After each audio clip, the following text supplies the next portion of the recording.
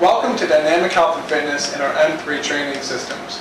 My name is Brian Morgan, and with me is Jay Morgan, President and Founder of Dynamic Health and Fitness. We'd like to thank you for the privilege of having us teach you our training philosophies that have meant a great deal to us. We've spent a lot of time developing. We've developed a program called M3, which stands for Melt, Mold, and Move. A great program. It's universal in nature, whether training athletes for specific demands or just general health. A lot of people have the question is, to start off with, what does melting mean when related to exercise? And I'm going to pass that question over to Jay, and if you can help describe what is melting and how do we apply that to exercise? Well, first and foremost, I'd like to give special thanks to Gary Gray, Michael Clark, Paul Check, Tom Purvis, and there's many others that have helped us along the ways to develop this M3 training systems program. To answer your question as far as the first component, melting. Melting, over the years we've watched when people come into our studios, a lot of things are going on. A lot of things counterproductive to whatever their fitness goals or performance desires are. They come through our doors and they've been working from 9 to 5 and they've had stressors throughout the day that have occurred. They come in, their heads forward, their shoulders are tensed up, their hips aren't just moving, they've been sitting all day. We almost refer to them as the chairborne society. Or we have other individuals that walk in and have had a lot of different stressors in their family lives or personal lives, and that has been counterproductive as well. So first and foremost, when we talk about melting, is an analogy that we've used here is it's like taking a piece of steel that comes in that has this performance goal, but if they remain this steel-like figure, they'll never reach it. So we have to melt them. We have to liquefy and turn them almost into plastic and able to as we melt them, able to have their bodies be susceptible to whatever their fitness results and fitness goals are. So that's first and foremost with melting. The exercises are endless. We'll have clients picking up light weights, 3 to 5 pound weights, and creating chaos for them. Getting their body temperatures warmed up, their neuromuscular system, which is huge for us, their nervous system, rechannel and redial their frequency of their brain. So, okay, they've come in the doors, we're starting to melt them, or we're starting to change the radio channel or the frequency channel on them to get them ready for their goals. By using these light weights and using a lot of different chaotic movements, we'll have them moving forward, sideways, they're twisting, they're turning, they're lifting their arms up over their heads, down towards the ground. We feel this gets their nervous system fired up, number one. Number two, their blood and their circulation is improving. Their muscles are ready to be moved properly. And that's in a nutshell, what melting is. And that makes sense to properly warm up the body. But, all right, so what is molding? We're done with the melting phase and the person is warmed up. What does molding mean then? Okay, so we have this kind of liquid model in front of us. What is their goal? That's what molding is. Are they a hockey player?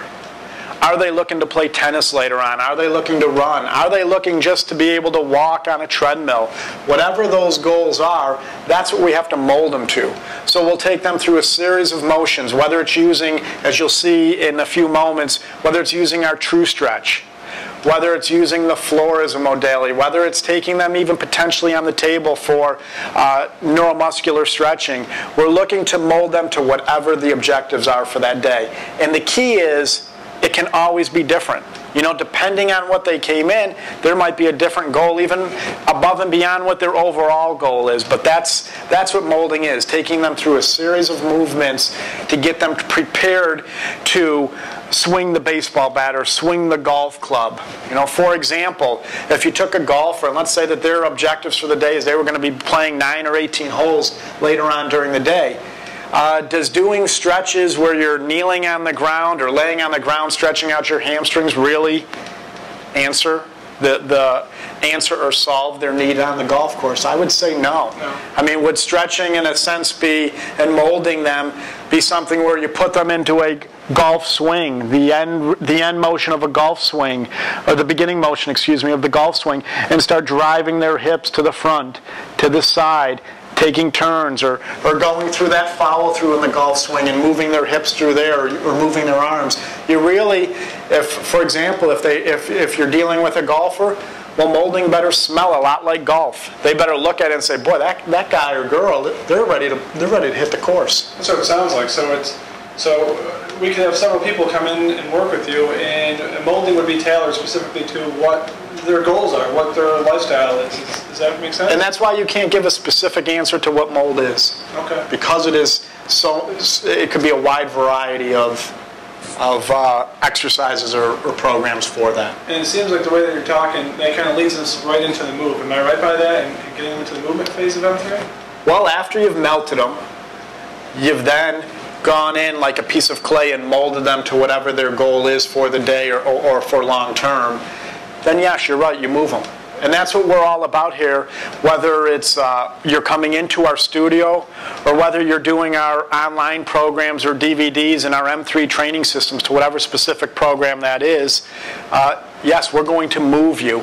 We're not as interested in, I know in fitness today everyone's interested in looking good, increasing muscle or losing body fat or whatever it happens to be. We're more interested in moving, making sure that they perform better throughout their daily activities, whatever that is. So the movement schemes that we do in here, once again, need to match what they're doing outside. So the same example, I'll go back because an easy example is a golfer. When we're moving traditional exercise, someone might get on the bench press or they might do barbell squats. And then once again, I'm challenged to say, okay, that man just benched 200 pounds, let's say. He's lying on his back and lowering a barbell to his chest and extending it up. What benefit does that have for the golfer? And you'll find not much. So then I look at it and say, okay, we have a golfer. They take this golf swing that lasts less than a second. Well, a lot of their activities in the movement phase of the program need to mimic that. They don't have to be exact to that, and nothing will be ever precise as the golf swing itself. But an example is, let's say we take a medicine ball, and we have this person going up against a wall, and they're taking the medicine ball and throwing it up against the wall. That's that 1 to 2 second output, 1 second outburst that mimics golf. That makes a lot of sense. I think that's what you meant when it smells like a sport or their lifestyle or their goal. Throwing that ball, the golfer is going to get that medicine ball, and it's going to be enjoyable for him probably too at the same time. Because I think when they're doing that, what we find is their mindset evolves to whatever their goal is. A lot of times the people can be part into an exercise program, which we do believe any exercise program, it's good that they're doing that. But let's say we take that example of the golf, they're doing the bench press. Midway through, they might lose their focus and their attention, and they might forget what they're doing this for in the first place. Well, believe me, if they're throwing a medicine ball as fast as they can off of the wall, they're remembering why they're doing this, and the work that they're putting into that training session, whether it's here or whether it's outside, it is for a purpose. It is going to make you a better golfer.